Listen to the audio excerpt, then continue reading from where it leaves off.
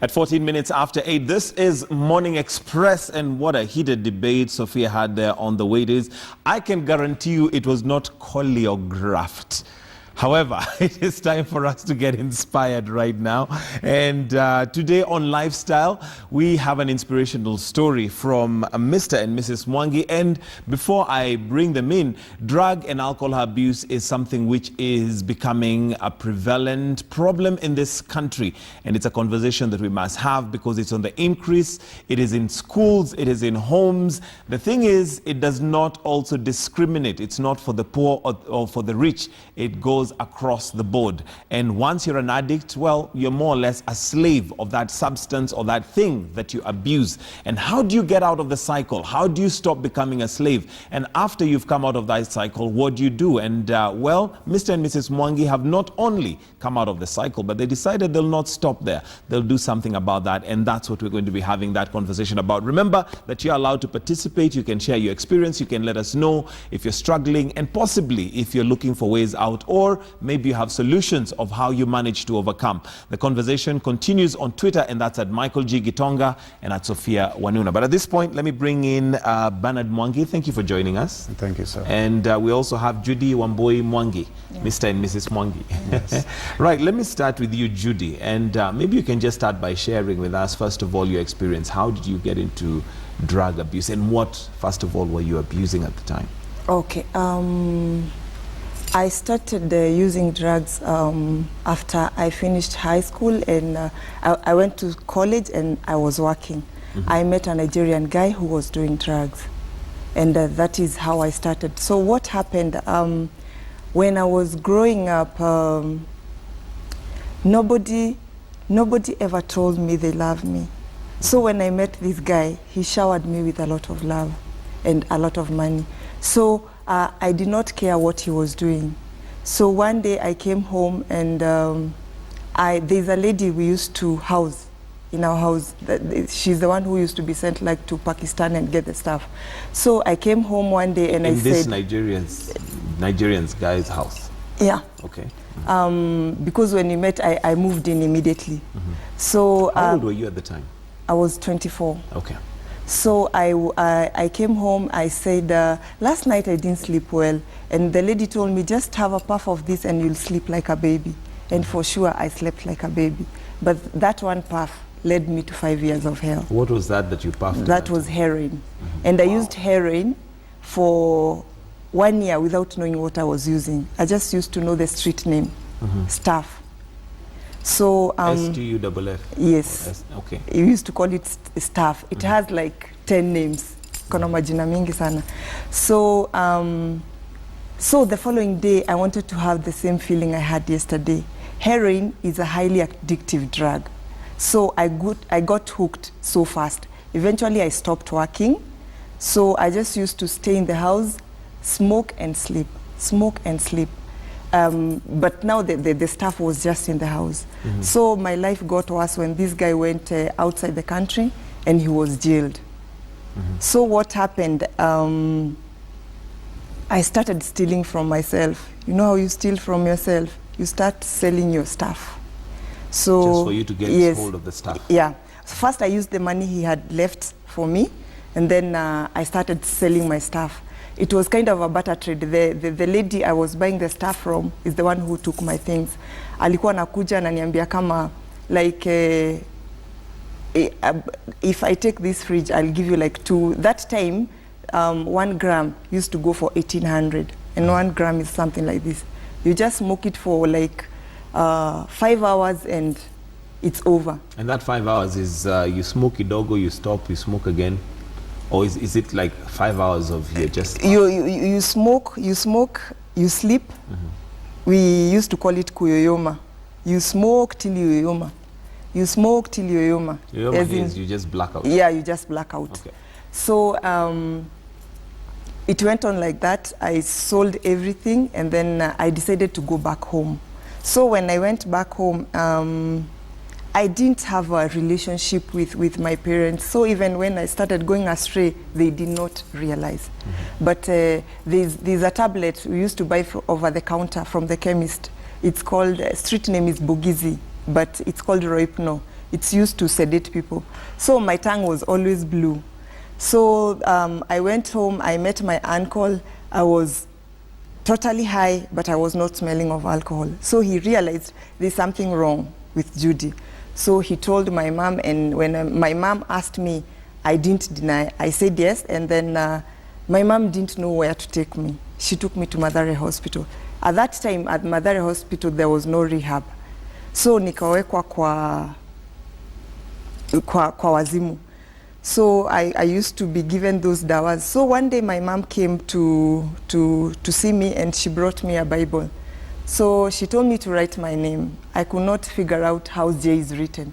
So I asked her, Mom, J is written like this, I'm like this. So she was like, hey, it's like she's getting worse.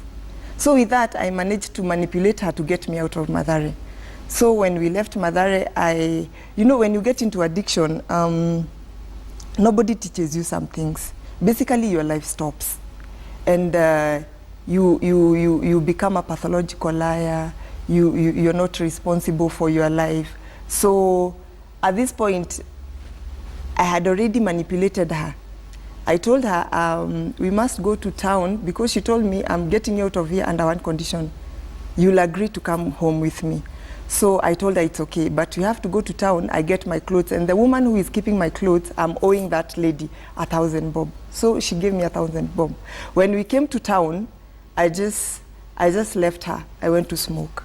So after 2 weeks, my sisters, they came looking for me, because my sister used to work around Nyamakema, and I used to smoke down there, grog on uko chini.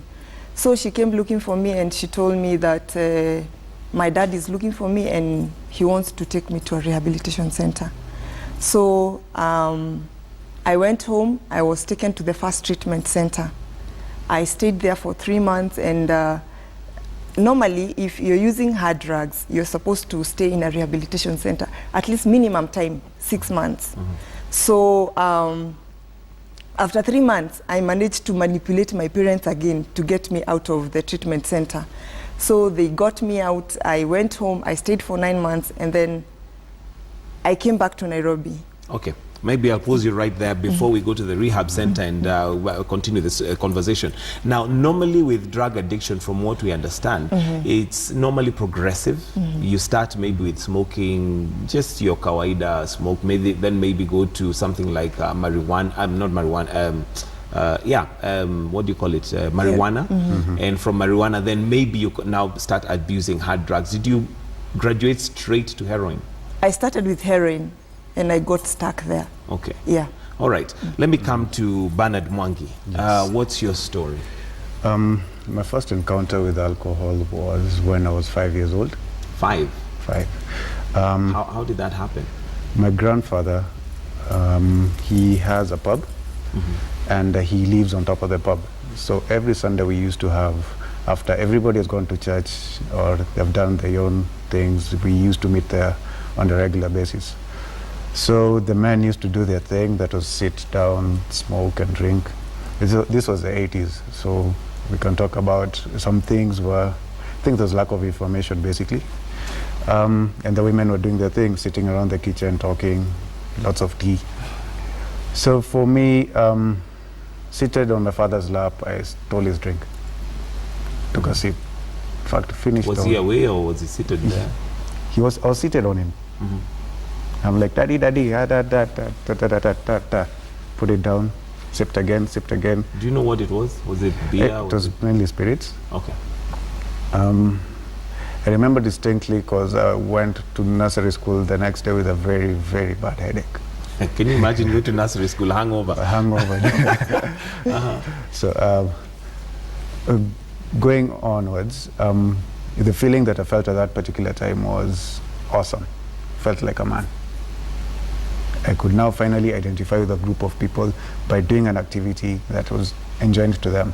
It did not matter whatever class, whatever age they were in, we could sit down and we could do something together. So I used to yearn for that opportunity every time to connect with these men who are my relatives until today. So nearly every Sunday that we used to go there, I used to sneak a drink or two. So, How old were you? When I was doing it very consciously, I was around 12, 13, 14. I bought my first packet of cigarettes when I was 13 years old. Luckily for me, I cleared primary school quite early. And first of all, before you go from there, where did you get the money from? The money for a packet of cigarettes? Yes, at 13. At 13, bus fare. I used to go from where I used to live to town. So I either walk part of the way or something along the way. The way of just getting the money. And did you buy it yourself, or did you have? I bought it myself. Okay. It was those sons of shopkeepers, I think until today, do not even discriminate. They think children are being set by their parents. So when we went on forward, what a phenomena happened, it's called tolerance, whereby the drug that I was using at the moment, that was cigarettes and alcohol, were not doing the thing for me. So I started experimenting elsewhere. So I checked into Form 1, I started on Bangi, and did lots of Mira. And fortunately or unfortunately, my mom is in the medical profession. So she has these medical textbooks, some of them mainly about drugs. And because she's in the medical profession, so everybody from upcountry used to come to Nairobi and stay at our place when they're going maybe to Kenyatta Hospital or maybe any other referral hospital for treatment. So there used to be lots of medication around the house. So my first foray into medication was cough syrup. Wow. Cough syrup got me high, thoroughly high. You must have taken quite a huge amount. Just a bottle. This bottle, just this much, got me so high.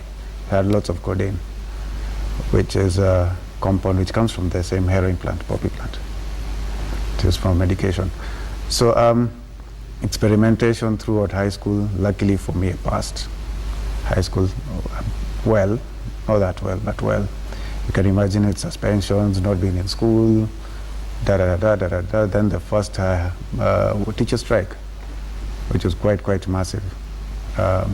I had a whole year to read, luckily for me. So in between getting high and reading, because there are no teachers in school, I was able to pass. And I was luckily went directly to a university. Okay, let me come back to Judy. Here you are now, your mom has found out, she's gotten involved, however, you're still hooked, and finally they decide to check you into a rehabilitation center. Did they manage? Yeah, they managed to take me to the first treatment center. I went to rehab, and as I said earlier, a drug addict is supposed to be in a treatment center at least minimum time, 6 months. So there I stayed for 3 months, and then I managed to manipulate my parents again to get me out of the treatment center. And I went back home. I stayed for 9 months. What was your story for them to take you out? I told them I'm well now. You know, when I was in addiction, I was dark, and then I was so thin. So when they came to see me, I had added a bit of weight. At least we could sit down and talk. So I told them I'm well, and they believed me. Okay. So I stayed home for 9 months, and then when I came back to Nairobi, I had reservations, because when I went to Mathare Hospital, when my mom realized I had a problem, I was taken to a doctor, and then the doctor is the one who realized I was using heroin, because I was told to bring a sample. So when I was told I'm using heroin, I was like, heroin is not a bad thing. See, Akina Whitney Houston used heroin. So I had reservations. I was thinking, I was not sure if I wanted to cheat or not. But now, when I came back to Nairobi, remember, this guy is not around. I have to hustle for myself. So I started stealing from people, manipulating the people I know. And then I got to a point whereby I could do anything for money. So that is when my life went down kabisa. To a point, nilikuwa nakosa pahali pa kuishi. Downtown, where they sell the stuff, kuna lodgings whereby you share a bed with somebody. You pay 50 bob, you share a bed. It got to a point I could not even afford that 50 bob. But sometimes I used to go and stay with the lady who bought my stuff, the lady I used to buy the stuff from. And why she was allowing me to stay with her, because I'm the one who was tasting the product for her, when like the drugs come from Pakistan and wherever. So in fact we used to call it lab. So I'm the one who used to taste for her if it's a good product. She was not or an abuser herself? No. Okay. It's even by the grace of God I did not die. So my life went down, and I got to a point I wanted to commit suicide. So I said, I'll go to a hospital and get tested. If I'm HIV positive, because of the way I was living, I was almost sure I'm positive. If I'm positive, I'll just commit suicide. If I'm negative, I'll look for help. So I went to a hospital, and I was tested. And the guy who was testing me, you know, the way you're cancelled fast before you're tested. So I told the guy my story, and when the results came out, he told me to check. I was so much afraid. I wanted to walk away, and then he told me, "Don't walk away. It could be the biggest mistake of your life." So I even manipulated that guy, and I asked him, if I check, will you give me 100 bob? I remember that day I had not smoked, and he said yes. So I checked. I even forgot what he had told me, if what positive and negative is. I told him to check for me. At first he had refused, but he checked for me, and he told me when the results were negative. So whatever the 100 bob he gave me is what I used to take myself to a rehab. I knew a guy who had opened a rehab. So I went there. I didn't even have a phone when I got there, but at least I knew where it was.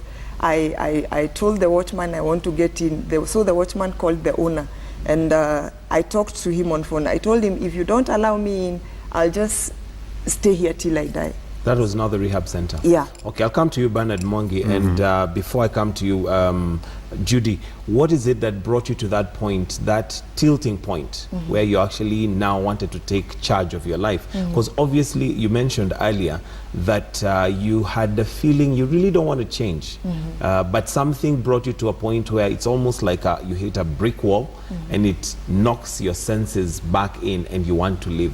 What was that thing that made you get to that point?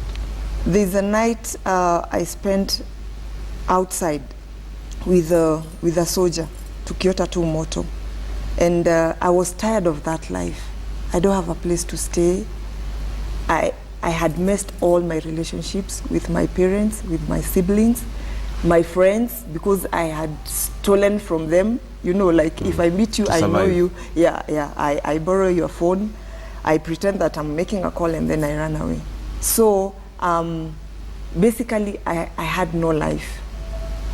So that is when I got to a point whereby that time now I wanted to commit suicide, because I was tired. I was tired, totally tired. So that night, as you life. Sat with the wochi there, with the fire, you looked and reflected, Yes. in retrospect, and decided something has to happen. Something has to happen, because I was like, I'm sleeping outside. I can't even go home. We have a home. I cannot even go home. I've hurt everybody who loves me, from my parents, my siblings. So I said, now this is it. It's either I die or something happens. Okay, sounds a bit like a story told in the Bible of the prodigal son. Says that he came to his senses. Now, Bernard, you're now in school. Yes, I've checked into Strathmore University. You seem to have been doing well. Yeah. And your parents were supporting you.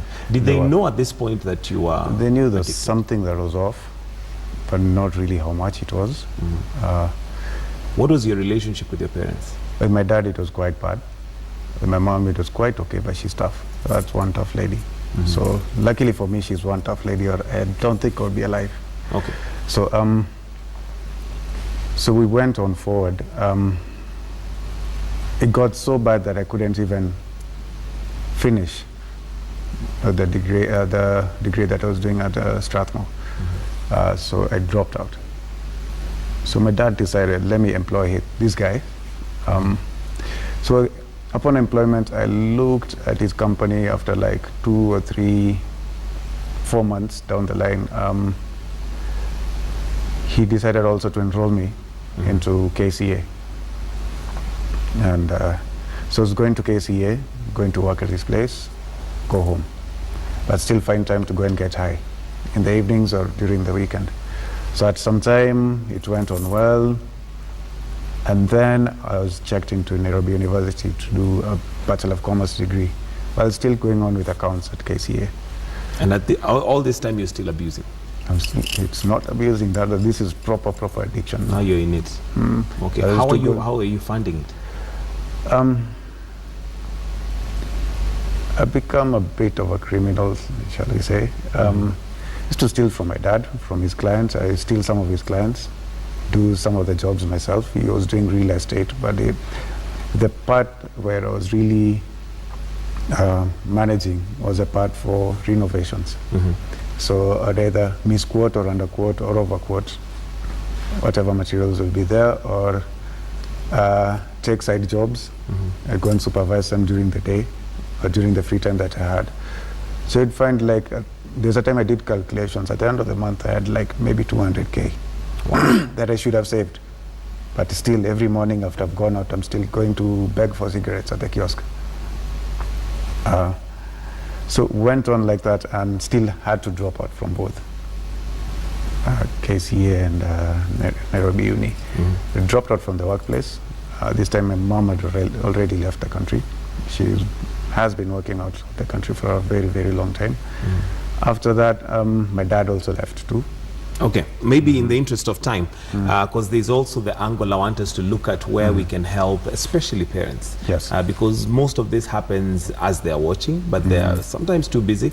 But before we get there, what is it that brought you to that tilting point again, where you thought, I need to take charge? I can say 2 factors. Number one is Mr. Mishuki. The late? The late Mr. Mishuki. How did he do that? I had lost everything, even contacts. I can't do business. I've now become a practical criminal. Now I was in the matatu industry. I was in Makanga. Wale wanaitwa watu wa squadi. So one of the things that kept on happening was that I kept on getting arrested because Mishuki had now come to enforce his rules. So I got arrested on Monday. I'm out Wednesday, Thursday I'm in, Friday I'm in, Saturday I'm in. It got to a point I just knelt down at the police station. I'm saying, I'm behaving like a crazy guy. God, take me to Mathare Hospital. So came out again, went home, chilled out kidogo, and I got arrested for assault for a very old fight that happened a long time ago. So while that was happening, my grandfather came to know about it and he bailed me out of the whole mess. But I didn't stay home even for 2 hours. I was arrested again. Now it was a culmination of every bad thing that I think I've ever done in my life was poured on me. So to keep the long story short, I ended up in rehab. What you call, I was in cells for about a month. Now those were the days when there was no due process. This police station to the next police station to this police station, CID headquarters, this police station, that. Case was being followed up. So luckily, I was able to be taken to a rehab center by one of the CID officers. Just so this is just a plain story of addiction, which was quite... And who was paying for that? That was my mom. Okay. Paid for it. And it was quite lucky for me because even that police officer could know that this person needed rehab, and we're talking about the year 2003, 2004. So I checked into rehab, but I check into rehab with my own ideas. I'm only doing this so that I can get something practical to do. So I refuse to enter classes, I refuse to do sessions. So for the first 2 months, guys get me, I see them doing sessions. I was the first client in that rehab. These guys are doing sessions, guys are doing things, I'm wondering. Then there's this other guy. He runs also another treatment center. I don't think he even remembers. He came to visit. And I gave him my story and he said, "You're an addict." Why were you addict? I'm wondering, this guy called me a bad name. You mean all this time you didn't think you were one? You just knew it's normal to get high. It's a social lifestyle. It's a lifestyle disease. Okay. Judy, let me come to you in terms of now. You've mentioned this word severally, manipulating. And I think that's one of the characteristics that drug abusers perfect, the art of manipulation. And I'm sure there are many parents who probably would be watching, and maybe their children could be abusing. And the unfortunate thing is that they find out too late. What are some of the telltale signs that you would give parents that if you see your child going this way, then the alarm bells are definitely going on? The lights on your dashboard are red. Stop the car and check. When your children start demanding for money, when they start lying, when they start isolating themselves from the other members of the family, they just want to be alone in the room. Or when you see them maybe starting to use brushing their teeth all the time, maybe they're trying to do away with a smell or something. A smell, or using eye drops to clear the eyes. Because normally when you start using, your eyes are red. And what else? You could tell us some of the things you used to do, especially given that your mom, you said, was a tough cookie. She's a tough cookie. She is, and still used to find ways to go. So how did you manage to manipulate her and to hide? One of the things that addicts do best is to divide and conquer the family. Like, let's say, for example, I need 200 shillings for bus fare, so I'll come and ask her for 200, I'll come and ask you for 200, I'll ask her for 200, I'll ask another person for 200. So at the end of the day, I have 1,000 shillings. So all of them know, we have said, yeah, this guy for bus fare, but you have funded his drinking for the next 2 days. Wow. Okay. So if a parent maybe has a child who has an insatiable desire for money, it just doesn't end, then that should be a telltale sign. And it's not making sense as to where it's coming, where it's going. Another telltale sign is also they start losing their responsibilities. Like if they're supposed to go to school, they drop out of school. Their relationships with boyfriends, girlfriends goes off. They stop going to church, so they just stop doing stuff, and they remain with maybe one thing that they're really proud of. Maybe I do music and I really loved music. So you find this person listening to music from evening till morning. And also another last one is the switching of the hours. They become nocturnal. They become nocturnal, yeah. Okay, Judy, you mentioned that one of the things that you did not have a healthy love from your parents and your possibly your family. Do you think that's one of the things that drove you that way? And in that case, what would parents do to ensure that they short circuit that their children don't feel unloved to a point where they're looking for love in the wrong places? I know parents have been told to be friends with their children, but there's one thing I tell parents: be a friend and a parent, both of them. And you must show your children you love them, because you might be loving your children but you don't show them you love them. Appreciate them. When they do something small, appreciate them. Even if just make sure they feel at home and they feel loved. Yeah, showing them love. Okay, so that's being a friend. Yeah. How do you become a parent? Is that in terms of correction? Yeah. Okay. If a child does something wrong, you make sure you tell the child, and even if it means you punish that child, not harshly, but according to the age of that child. Okay. Yeah. All right. Bernard, what is it that maybe, apart from the fact that you had access to this alcohol right before you, you mentioned that your relationship with your father was almost non-existent? Not non-existent per se. It was more, I would say he was more dictatorial. But I would say it was mainly because I wasn't also open myself. Do you feel like it pushed you further into the abuse? Not really. It's a choice I made. Okay. At the end of the day, it's a choice I made. One of the things that really went against me was I had generations of people before me who were alcoholics and addicts. Uncles were addicts. My grandfather was a gambler. Wow. And was an alcoholic. He quit. My uncles, the same thing. Now it's down to my generation, my cousins, me. And we hope we don't pass on the same thing. What are you doing to make sure you break that cycle? Because one can almost feel or think it's a generational curse. One of the things that we need to understand as nation and also as a community is also some of the factors that contribute to alcoholism and addictions is also genetic. So the biggest thing that we need, the biggest tool that we have is information. So we need to get this information down to the grassroots everywhere, and that's part of what we do. Okay. Yes. I'll come shortly to what you're doing because I can see time is also moving. But how did you guys meet? Did you meet in the industry?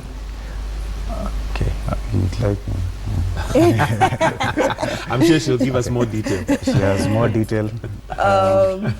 The first time we met, as he says, because I didn't even realize, I didn't even notice him, they were reaching out to me. That was before I went to the first treatment center. The second time, they were reaching out to me. And then him, when I was in addiction, he was already out, and he was working in an organization whereby they were helping addicts. Okay. So sometimes I could go there. So the second time we met, I was clean. Yeah, so that is how we started dating. He dated me for seven. He gave me 7. He dated me for 7 times. I bounced him 7 times. Meaning you are dating and you break up, or no? Like we met. We make a date. I don't even save his number, and I disappear. Okay, for you it was just another guy out there. So the last time he asked me, "Where are you?" I told him I'm in town. So he came, and that day it made a difference. What kept you persistent? She's beautiful. She's a wonderful. But you knew her story by then, or not? Yes, I knew her story, and it didn't deter me.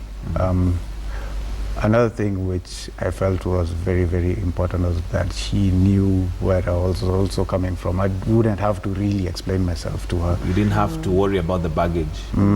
Because I already knew her story. She already knew this guy's an addict, so there are these commonalities. Wasn't there a fear that you could relapse, especially now that you're a teen? Yeah, with many couples that we've seen also that meet after recovery, the high chances of relapse are there. You didn't have the fear to? We had.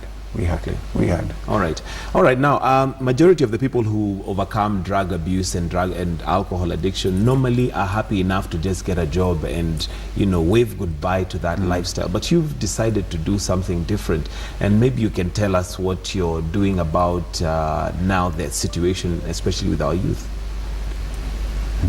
Okay. I love the fact that every time I ask, you have to. Consultation. Consultation. Yes. Basically, luckily for both of us, we were able to be, I would say it's mentored by other people who were before us in the same industry, counseling or addictions treatment in general. So my first job was actually my first proper job, being employed completely. Wachana kazi ya mjengo, kazi ya matatu and everything. Was in a outreach community. It's called Nairobi Outreach Services Trust. Basically, which reaches out to heroin addicts, which was us going to the streets, talking to guys, do not inject like this, do not smoke, bring down your usage. You could try to get guys on an outpatient basis to quit. That's how I met her.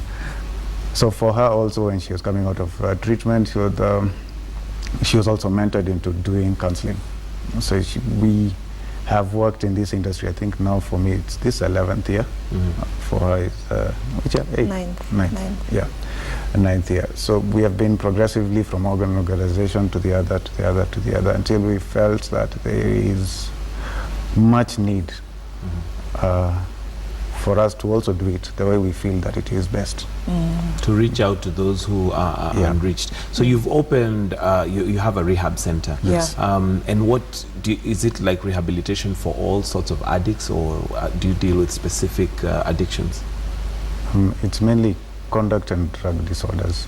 Conduct and? Drug disorders. Okay. You find that some people have issues with shall we say, food addictions, drug addictions, or stealing, or kleptomania, or gambling, which basically you can use the same program to deal with them. So, and then unfortunately for most people who are in addictions are not only addicted to one thing, they're addicted to many other things. So we get to tend to sort out the whole situation. Okay. Judy, yeah, go on. Another thing that made us open a rehab is that rehabs are quite expensive. Yes, there's a Like cost element. the second rehabilitation I was in, they were charging a 225,000 per 3 months. So we felt if at least we can open a rehab whereby at least the common mwananchi can afford. Yeah, Okay. that is not too high. All right. Yeah. As we wind up, Bernard, what is your message to anybody who is abusing drugs right now, who feels possibly they've lost hope of even trying to? Because I know that's one of the things that probably happens, that when you're a slave to this thing, you reach a point where you despair and you think, you know what, it's okay, let me just continue. The first step of taking charge, because basically most of the times you feel so lost, everybody's taking control of you, the drug has taken control of you, of taking charge is looking for help, looking for professional help, not just help, professional Professional help. Yeah. And another thing is also reach out to the family members. Whilst doing that, a process will start in which they'll be able to get the amount of help that they need. Yeah. Okay, Judy, your maybe closing comments? If you're in addiction and there's always hope, I normally say if you're alive, God has a purpose for you. So whatever you're going through, there's always a solution for that. We say addiction is a disease, and when you're sick, you go to a hospital. So when you're an addict, you seek professional help. Yeah. Okay, and maybe a word to the parents. This, as we have called it, Or guardians. It's a disease. It doesn't only affect the person per se, it affects the whole family. So the whole family is dysfunctional. So while also the person you're asking and looking for information and looking for them help, you also look for help yourselves too, because we get cases whereby the client comes out of rehab very well, but also the family member is ill and they cause inadvertently the person to go back to using. So it's the whole family unit should go and get some help together. All right. Yes. Thank you very much. You wanted to say something very briefly in just a second. Mostly addicts, they're the last people to know they have a problem. Right. So as a family member, if you realize somebody in your family has a problem, always seek for professional help. They'll direct you. Okay. Yeah. All right. Thank you very much for sharing your story. We really, really do appreciate, but we'll have to wind it up right there because time is up. And Sophia, inspiring Indeed, story right there. Inspiring story, and we thank the Mwangis for joining us this morning on the show. Always great when people have gone through whatever it is, but use that to turn around the script going forward and helping other people. So we thank them, and thank you everyone as well for watching the show today. Always a pleasure.